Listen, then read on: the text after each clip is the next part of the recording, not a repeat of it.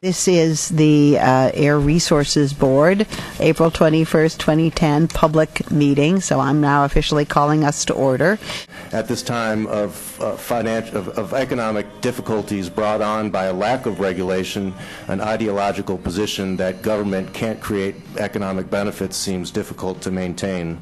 As Jim McMahon, the head of Energy Efficiency and Technologies Division at LBL, likes to say, energy efficiency is a renewable resource, and CARB in their detailed policy analysis outside of the macro work has found a lot of additional opportunities for energy efficiency savings. I think some of the areas that are importantly left out are the innovation areas that David mentioned, and this basically we're assuming current technology at current cost, even though we know with emerging technologies that costs will come down and that new options will enter the realm of possibilities, and the costs come down for these emerging technologies because of learning by doing and economies of scale. So this is not well captured by the models except for in David's innovation scenario. Also, energy security is another area that is of interest and is not factored in.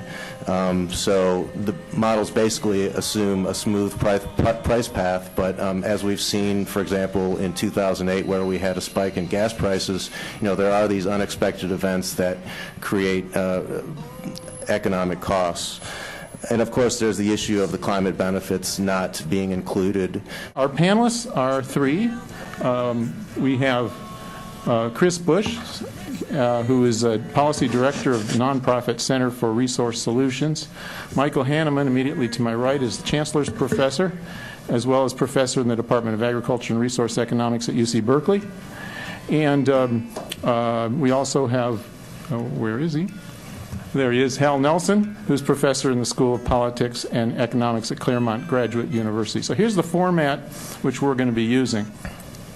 We're going to start off each panelist in, I guess, alphabetical order. We'll have 10 to 12 minutes to comment on the first panel, the modeling work. They can ask questions. Let's start right away. I'm going to start, again, do this in alphabetical order.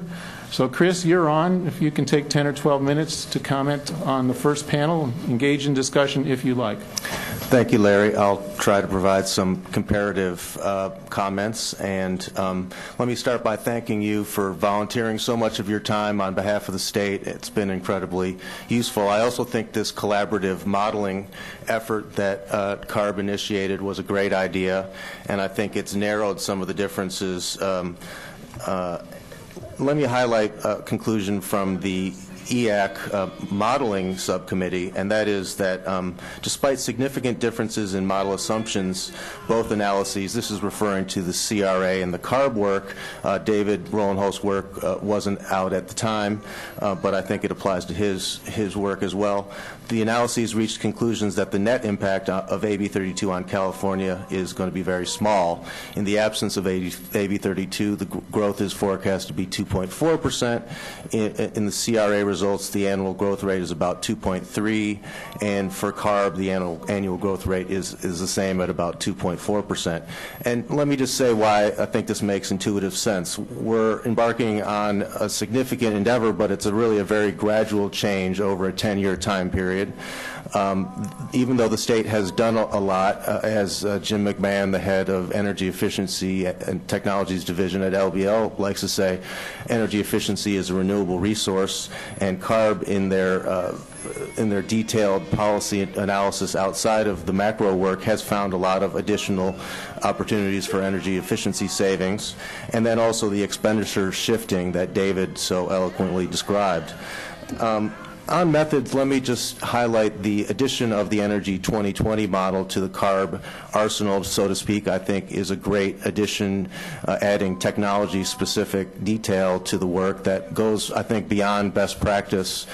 For example, the work at the Cal EPA doesn't integrate that sort of technology-specific detail with their CGE work, and so I think that is a mark of sophistication. And the CRA work as well also has that sort of detail. I think in thinking about some of the reasons that the CRA work comes out with higher costs, the level of detail is in terms of sectoral disaggregation is much smaller. So they have 10 sectors of the economy, whereas in the CARB work and in David Rowland Hult's work, there's over 100. So by lumping things together, you basically obscure opportunities for low-cost abatement.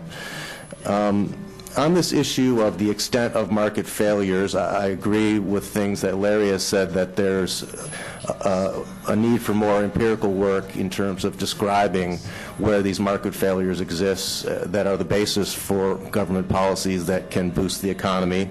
And it could be that my father is a psychologist, but I see a lot of irrationality out there in the world. I think more concretely, at this time of economic difficulties brought on by a lack of regulation, an ideological position that government can't create economic benefits seems difficult to maintain. The EAC included a very useful table summarizing different aspects of the modeling that could bias costs upwards or downwards. I think some of the areas that are importantly left out are the innovation areas that David mentioned, and this basically we're assuming current technology at current cost, even though we know with emerging technologies that costs will come down and that new options will enter the realm of possibilities, and the costs come down for these emerging technologies because of learning by doing and economies of scale. So this is not well captured by the models, except for in David's innovation scenario. Also, energy security is another area that is of interest and is not factored in.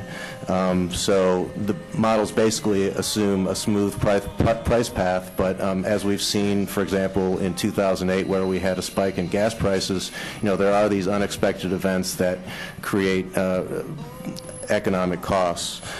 And of course, there's the issue of the climate benefits not being included.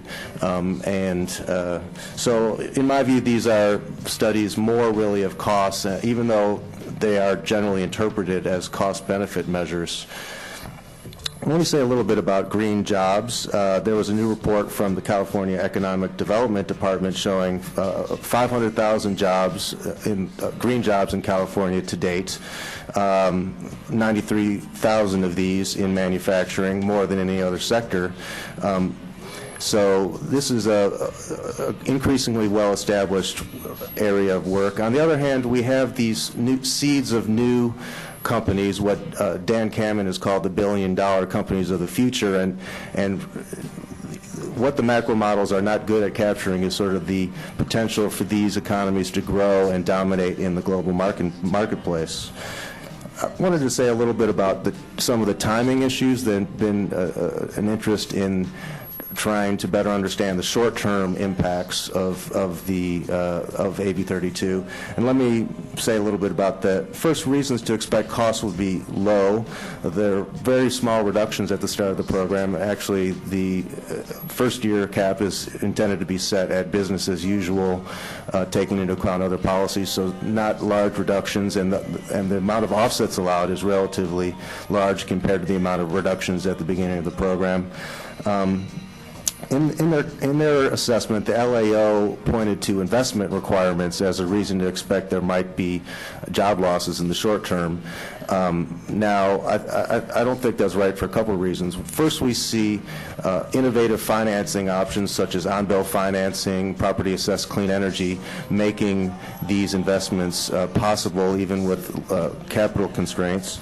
Also, our current economic downturn is really an insufficient demand is the problem, and so investment is could be another form of stimulus in a macroeconomic sense.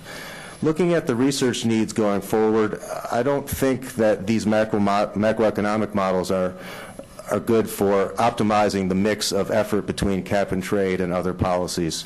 Notice, for example, the U.S. EPA has analyzed complementary policies through other models. So it would just be too expensive and time-consuming to try to do that. That said, as each of these regulatory measures moves forward, they're going to have to be subject to a standalone economic analysis, and in those proceedings, I would urge more attention to characterizing the market failures that are intended to be overcome. Also, a push to recognize the broader social benefits and costs that would ideally be considered. Attention is given to what is quantified and monetized, and if we don't monetize these things, we're going to inevitably ignore them.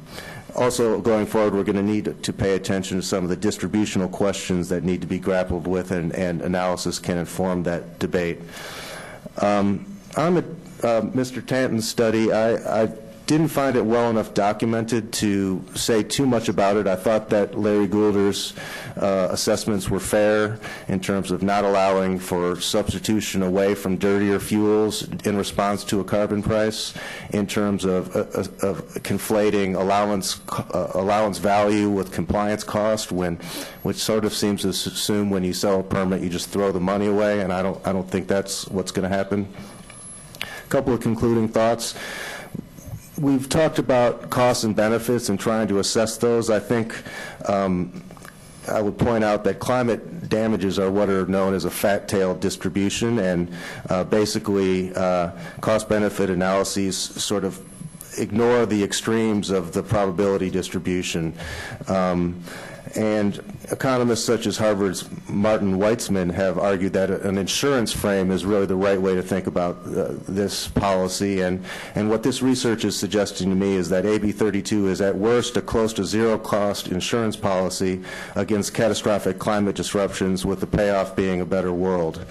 Lastly, former Harvard President Bach put out a book recently that I would suggest it should inform our attention to these issues of macroeconomic growth. And here's what he says. He said, "To oppose policies in the name of growth gives economic expansion a preferred position in the hierarchy of national priorities that seems hard to justify when doubt exists over whether it does much, if anything, to promote the well-being of the American people." Thank you.